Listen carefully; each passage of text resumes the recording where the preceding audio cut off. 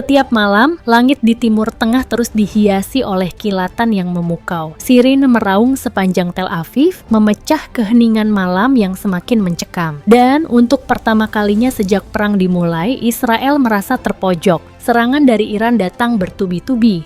Tak hanya satu titik yang disasar, tapi sebuah serangan massal yang mengguncang dengan rudal, drone kamikaze, dan keheningan yang menakutkan. Semuanya berasal dari ribuan kilometer jauhnya.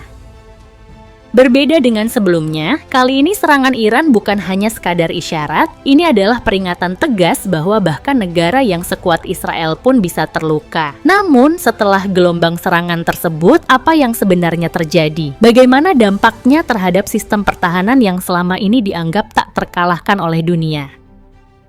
Pada video kali ini kita akan mengungkap situasi Israel setelah diterjang serangan Iran. Dari kehancuran yang sengaja disembunyikan oleh media besar hingga keretakan yang mulai tampak dalam politik domestik mereka. Serangan ini bukan sekadar menghancurkan bangunan, tetapi membawa pesan tersembunyi yang menyasar lokasi-lokasi vital yang selama ini terlindungi dan tak pernah disentuh oleh rudal.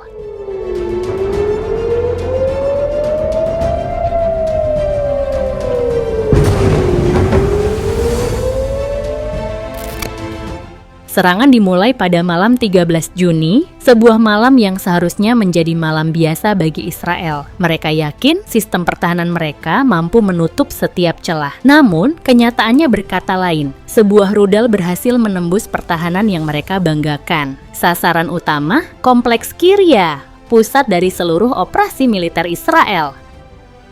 Tempat di mana kendali IDF, Kementerian Pertahanan, dan markas intelijen berkumpul, dikelilingi oleh sistem pertahanan tercanggih, Iron Dome, David Slings, hingga Arrow 3, namun satu rudal berhasil menembus semua itu. Pemerintah mengumumkan bahwa tidak ada korban jiwa, tetapi dampak psikologisnya jauh lebih besar. Jika Kiryat yang begitu terlindungi bisa ditembus, lalu apa yang benar-benar aman?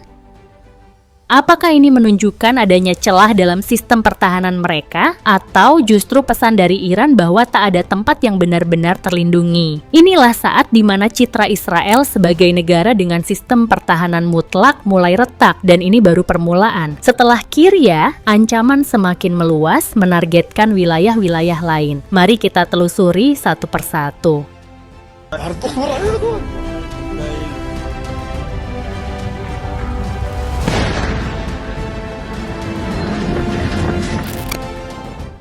Target berikutnya mungkin tampak lebih sepi, namun jauh lebih strategis. Institut Weizmann di Rehovot, pusat riset terkemuka yang menjadi tempat lahirnya proyek nuklir Israel dan teknologi militer rahasia. Pada malam kedua, rudal Iran langsung menghantam kompleks ini. Pemerintah Israel memilih untuk tidak mengumumkan kejadian ini secara resmi. Ledakan yang mengguncang kampus menyebabkan kerusakan parah pada beberapa gedung riset, termasuk salah satu laboratorium utama. Asap hitam membumbung tinggi dari kawasan yang selama ini dianggap aman. Serangan ini bukan sekadar fisik, tetapi sebuah pesan. Iran menunjukkan bahwa bahkan otak dari mesin perang Israel pun tak bisa merasa aman.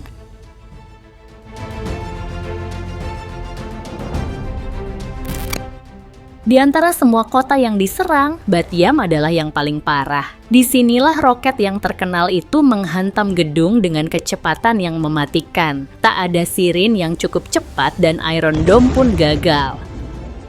Malam itu, Bat Yam tak bisa diselamatkan. Ledakan menghancurkan gedung apartemen, merobohkan rumah-rumah, dan puing-puing berserakan di jalanan. 9 orang tewas, termasuk 3 anak-anak. Lebih dari sekadar kerugian material, serangan ini menghancurkan rasa aman. Kepercayaan pada sistem pertahanan Israel pun runtuh, dimulai dari dasar.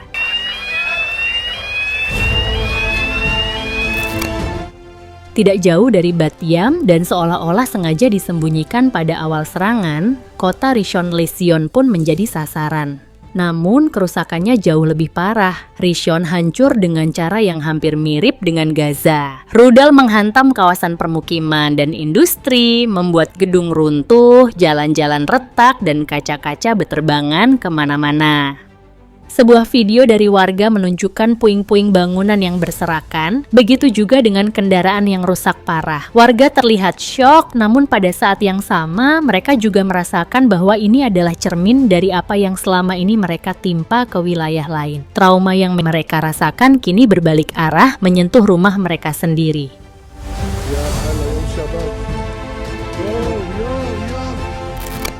Serangan berlanjut ke Ramat Gan, sebuah kota tenang di pinggiran Tel Aviv yang nyaris tak pernah tersentuh konflik. Namun, malam itu, ketenangan itu runtuh begitu saja. Salah satu rudal Iran menghantam blok apartemen besar di pusat kota, mengguncang seluruh distrik. Ledakan yang dahsyat menyebarkan asap hitam ke udara, menambah kengerian situasi.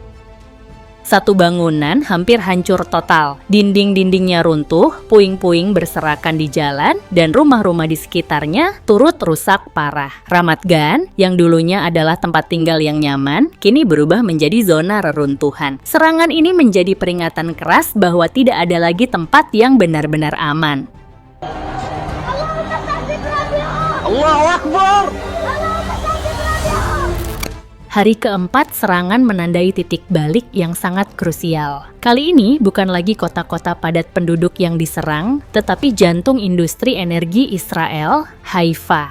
Dalam badai rudal yang diluncurkan Iran, satu rudal berhasil menghantam pembangkit listrik utama di Haifa, menyebabkan api membumbung tinggi. Dalam waktu singkat, pasokan listrik ke sebagian wilayah utara terganggu parah. Tak jauh dari lokasi ledakan, sebuah fasilitas penyimpanan amonia dilaporkan terbakar. Fasilitas ini dijaga ketat karena jika meledak, dampaknya bisa menghancurkan ribuan nyawa. Beberapa saat kemudian, kilang minyak Haifa, salah satu fasilitas energi terbesar di Israel, dihentikan total akibat ledakan hebat. Serangan ini merusak infrastruktur utama mereka, memaksa shutdown darurat, dan menandai babak baru dalam konflik ini. Serangan yang menyasar tidak hanya rakyat, tetapi juga sistem yang menopang daya tahan negara tersebut.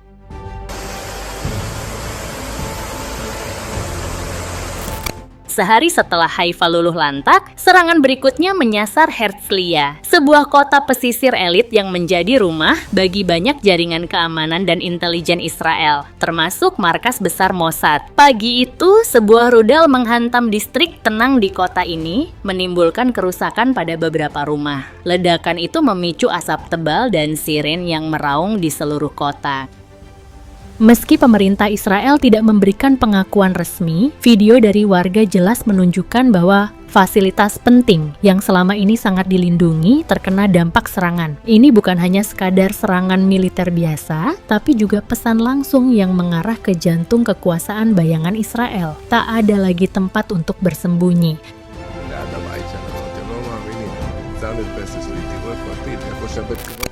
Setelah mengguncang jantung kekuasaan Israel, Iran kembali menunjukkan bahwa dalam perang ini tidak ada batas yang tak bisa dilanggar. Kali ini serangan menghantam Bnei Brak, sebuah kota ultra-ortodoks yang terletak di pinggiran Tel Aviv, dan selama ini terhindar dari konflik. Namun, malam 16 Juni langit berubah suram. Rudal menghantam kompleks apartemen di tengah kota, mengubahnya menjadi reruntuhan. Ledakan itu meruntuhkan sebagian besar bangunan, meretakkan dinding rumah, dan memecahkan jendela di radius ratusan meter. Warga yang panik berlari keluar rumah dengan mengenakan pakaian ibadah mereka, sebuah pemandangan yang menunjukkan betapa tak terduganya serangan ini bagi mereka.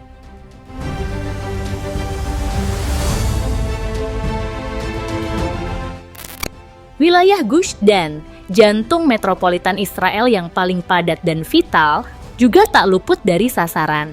Meskipun beberapa rudal berhasil dihentikan, sebagian lainnya lolos. Ledakan besar mengguncang pemukiman, kawasan bisnis, dan infrastruktur vital. Puluhan bangunan rusak, kendaraan terbakar, dan aliran listrik terputus di beberapa area. Gush Dan adalah nadi Israel, pusat pemerintahan, teknologi, dan militer. Serangan ini bukan hanya soal kerusakan fisik, tetapi juga meruntuhkan rasa aman yang selama ini mengakar. Rasa waspada berubah menjadi ketakutan mendalam.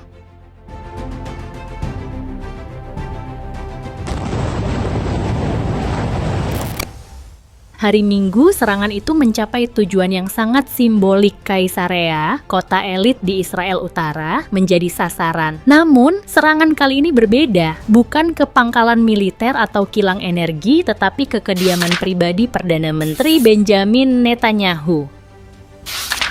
Rudal menghantam area sekitar kota, mengguncang lingkungan mewah tempat Netanyahu tinggal. Tidak ada pengakuan resmi dari pemerintah, namun pesan yang disampaikan Iran begitu jelas. Mereka tahu siapa yang memimpin perang ini. Perang ini belum berakhir, tetapi sesuatu telah berubah. Israel membalas serangan dengan rudalnya yang menghantam stasiun TV pemerintah Iran, simbol propaganda dan kekuasaan mereka. Serangan ini menghentikan siaran langsung, mengguncang dunia penyiaran.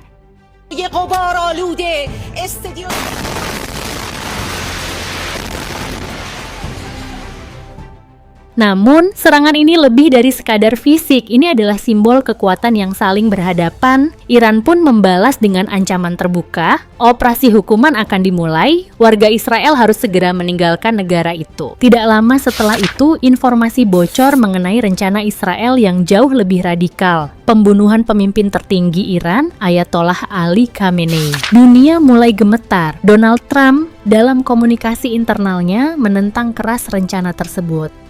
Dari Moskow, telepon langsung datang ke Yerusalem. Putin memperingatkan Netanyahu, tindakan Israel melanggar piagam PBB dan hukum internasional. Ketika rudal diluncurkan, diplomasi hanya berlangsung dalam bisikan. Saat kota-kota terbakar, para pemimpin berdagang ancaman di balik layar. Dunia kini berada di ujung jurang, terjepit antara dendam dan akal sehat. Jika satu langkah saja meleset, perang ini tidak akan berhenti di Timur Tengah, tetapi akan meluas menjadi konflik global. Pertanyaannya kini bukan siapa yang menang, tetapi siapa yang akan berhenti sebelum semuanya benar-benar habis.